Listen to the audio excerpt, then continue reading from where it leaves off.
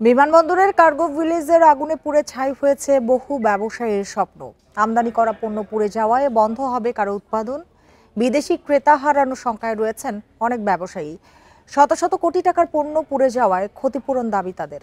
সুরক্ষিত জায়গায় এমন আগুনের ঘটনায় ষড়যন্ত্র দেখছে ব্যবসায়ী সংগঠন বিকেএমইএ। বিমানবন্দরের কার্গো ভিলেজে ভয়াবহ আগুনের ২২ ঘন্টা পরও ধোঁয়া উঠতে দেখা যায়। আগুনে পুরো কার্গো কমপ্লেক্স পুড়ে ছাই হয়েছে, সঙ্গে ক্ষতিগ্রস্ত হয়েছে বহু ব্যবসায়ীর স্বপ্ন। দেশের রেপ সিস্টেম কোম্পানি ব্যবসা করে গুগল ও বহুজাতিক ডেল কোম্পানির সঙ্গে।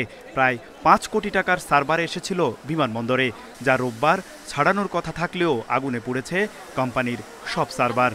আমাদের ব্যবসাটা মূলত বড় বড় ডেল গুগল এদের সাথে ব্যবসাগুলো হয়, আর আইটি প্রোডাক্ট আমাদের আইটি ব্যবসা।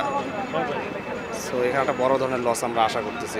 পুড়েছে চায়না থেকে আমদানি করা ভিভো মোবাইল কোম্পানির ১০,০০০ কেজি মোবাইল অ্যাক্সেসরিজ, যার বাজার মূল্য প্রায় ১০০ কোটি টাকা।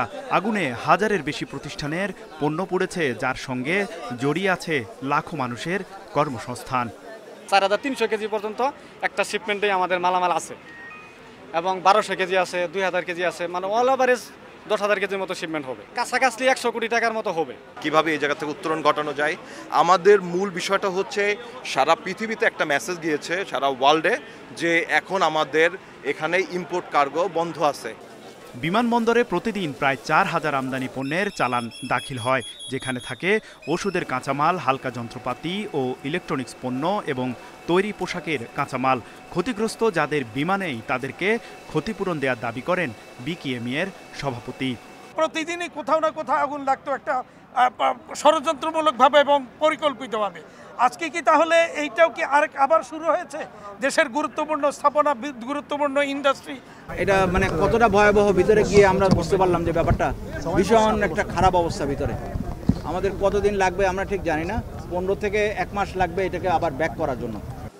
আমদানি পণ্য চালান ক্ষতিগ্রস্ত হলেও বিমানবন্দরের রপ্তানি পণ্য চালান যে অংশে থাকে সেখানে আগুন না যাওয়ায় সুরক্ষিত রয়েছে রপ্তানি পণ্য।